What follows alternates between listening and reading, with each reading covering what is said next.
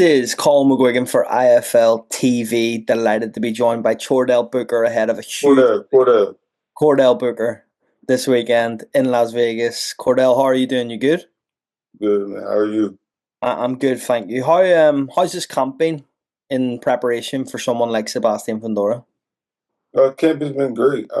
First time doing the actual real fight camp. Always had to keep a job, make sure I'm working, take care of my family.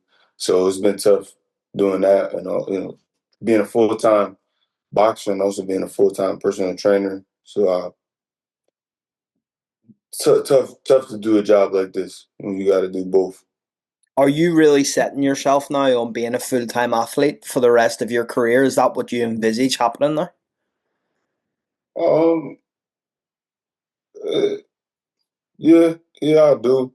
But it's gonna be kind of hard to walk away from training my kids out. I'm a youth mentor, and I have a youth group that I train, and it's gonna be tough to like not be with them every day like I am. Obviously, with this fight, it's such a huge event for you. There's two titles up for grabs.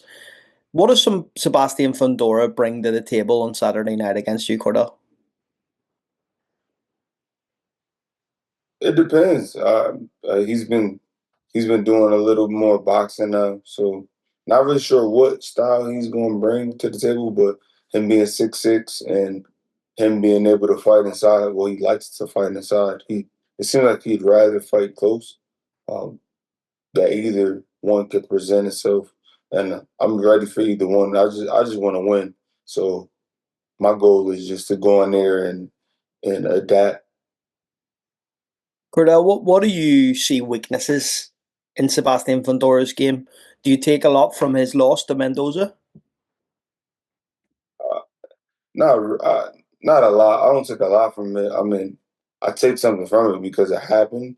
That he's open. He has defensive flaws, but uh, it's boxing, to be honest. So one shot could change any fight. This happened to me too. So that's why I don't take a lot from it because I know that I bounced back from it and I was able to win 6 fights after that. And he lost and then became world champion right after that. So uh, I can't take a lot from it because it's also styles make fights. I want to ask about your defeat to Amo Williams. What did you learn in the aftermath of that defeat? Because I've recently spoke to Amo Williams and I've asked him what he learned when he was defeated for the first time against Hamza Shiraz, and he believed that he weeded out all of the wrong people around him. Did you find that yourself as well at the time? It was nobody around me that caused that. That was me. Um, I was doing things that I got to that stage because of my work ethic and the smarts that I had and decisions I made. And overall, I just didn't do the right things. Yeah, I cut corners, things I don't really want to, go dive too much into. But I've since corrected that and became a lot more grateful for the opportunities that I have to, take advantage of boxing and fighting because it's something that I love. Obviously, with Sebastian Fundora, a lot's made out of his height, right? He's 6'6". I think you're 5'10" or 5'9". Correct me if I'm wrong. In Five terms of nine.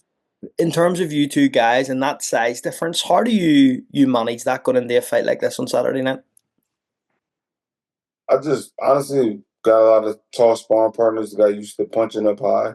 And there's never been a guy who's 6'6" in the 154 division, so it's honestly very odd. But I just what better way to win a championship than beating the tallest guy in the division ever? No one can say, "Hey, Cordell took an easy road."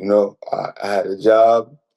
I fought the 6'6" guy. I didn't duck anything.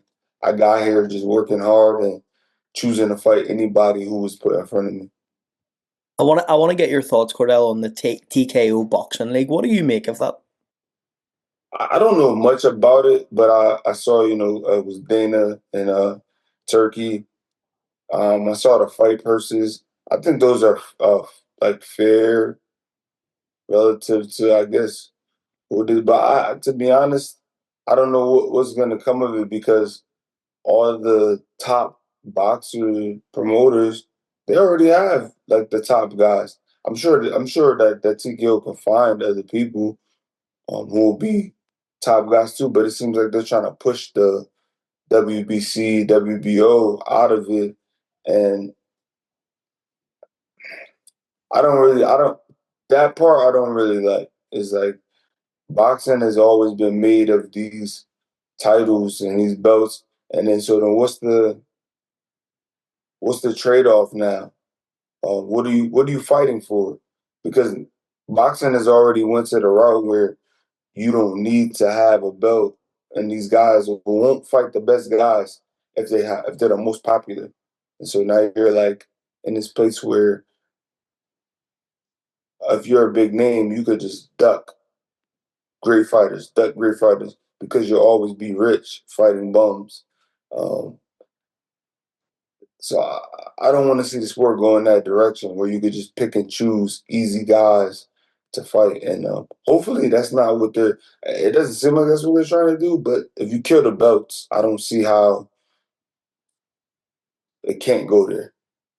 If they come to Cordell Booker after this, if God willing you get the win on Saturday night against Sebastian Fundora and there's a knock on the door from Dana White, what's Cordell Booker respond to that?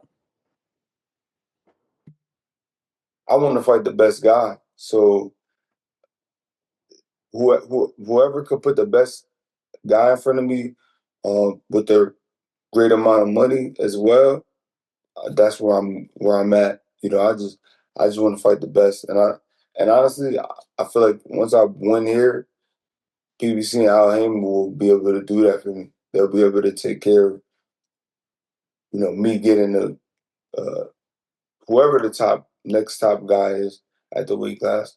But Fundora is who I'm locked in on him. Cordell, I want to ask your opinion on Tank Davis against Lamont Roach. When that happened and Tank took that knee and there was so much controversy, what did you make of it as a professional fighter? I thought it was odd. I thought it was weird that um, he was able to take a knee without some type of something. It was like he took a knee, turned his back, put his head out the ring. It was kind of like that. I don't know. I don't want I don't want to say he should have lost because of that because he clearly wasn't hurt, but it's also like you he just bent the rule. He literally broke the rules. You can't turn your back. You can't take a knee. You can't call a timeout. He did all of those. So it was just um but I also think like he just wasn't really thinking of it, because sometimes as boxers we get comfortable being able to do that and the type of stuff in the gym, and I think maybe that's what happened to him. But can't do that on fight night. Can't do that on fight night. Do you think he wins the rematch against Lamont Roach? Um, yeah, I don't know. I think that'll be a 50-50. I think that'll be 50-50 now on like betting slips. I think that'll be 50-50 because that was a very close fight. There's obviously a big fight in the UK coming up. It's close to your weight. Chris Eubank, Conor Benn. What do you make of that fight? And from an American fighter's standpoint, do you have an interest in it? Oh yeah, I think that's a good fight given the history between the dads as well. I think that's gonna be a cool thing for them to be able to talk about with their families too. I think that's a really cool. Sorry, I think that's a really cool way to. Is this messing up? Oh, yeah, you're good now. You're good now. You're All good. right. I think it's a really cool thing for them for their families. That's like a legendary they have to win. They're like in a must-win situation to go home and talk to dad. And you can see it's like real bad blood between them. So it's kind of cool to see that. I hope they shake hands after it's all said and done, though. Yeah, for sure. And Cordell, I'll give you the final word. ahead of Saturday night. Can you give the fans a prediction of how this ends and what your fans can expect from Chordale Booker on Saturday night? I just want all my fans to tune in because I'm going to shock the world. I don't care how I get it done. I'm going to shock the world. I'm here to win. My first fight camp and it's been tremendous. It was the best experience I've had as a boxer, and prepare to see me shock the world and have my hand raised and bring home 2 world titles. Well, Chordale, best of luck on Saturday night, and I hope you bring those 2 world titles home. Thank you so much for your time on IFLTV. Thank you for your